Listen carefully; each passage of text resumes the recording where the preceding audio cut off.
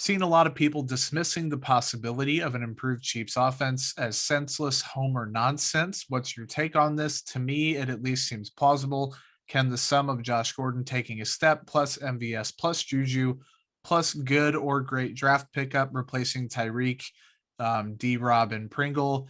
And what if we factor in the offensive line and run game potentially being better? So that was a mouthful of a question, but it was a very good one. So I wanted to read the whole thing. Mark, do you think that an improved Chiefs offense is homer nonsense, or do you think it is actually an obtainable thing? I think it's possible. I don't think it's a homer take. I think there's a lot of people in Chiefs Kingdom that will not agree with that just because Tyreek Hill was such a big part of the offense. But that being said, I don't know really quick before I get into the good part. I'm not sure how big of a jump Josh Gordon's going to take. I saw him put Josh Gordon's name in there. I think he can be a DeMarcus Robinson-esque type player, which is, maybe get you 1 or 2 touchdowns. Robinson, I don't have his stats in front of me right now, but I don't think he did much last year. So I mean, I think he can do that at least. You're not really relying on Josh Gordon a ton. I don't think if he gives you more than that, then that's fantastic.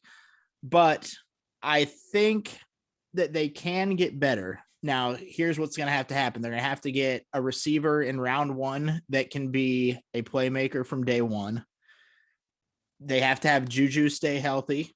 They have to have MVS be the deep threat that they think that he can be. And then Hardman has to continue to be able to be the guy that he was at the end of the season. If that happens, that's a lot of ifs right there, though, Jordan. If all that happens, I think they can be that offense where Mahomes is just slinging the ball around to whoever. He's not targeting it on one guy. Obviously, they still have Kelsey. He's probably going to still get the majority of those passes. He's probably going to still have the most catches, the most receiving yards probably on the team. But yeah, I think that they could be a top 5 offense, top 3 offense if they have everything fall into place with Mahomes there. See, and that was my thing. I wrote down here, I don't think statistically it's going to be a top 3 unit or can be a top 3 unit. With that said, I think it can be effective, just as effective, if not more effective, in playing winning football.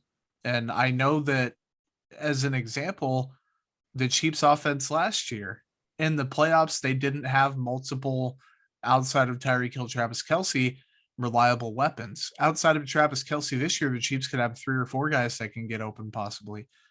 Patrick Mahomes, everyone knows how good he is. He's not going to spaz out in another playoff game. So, like, all things equal, that isn't going to happen again.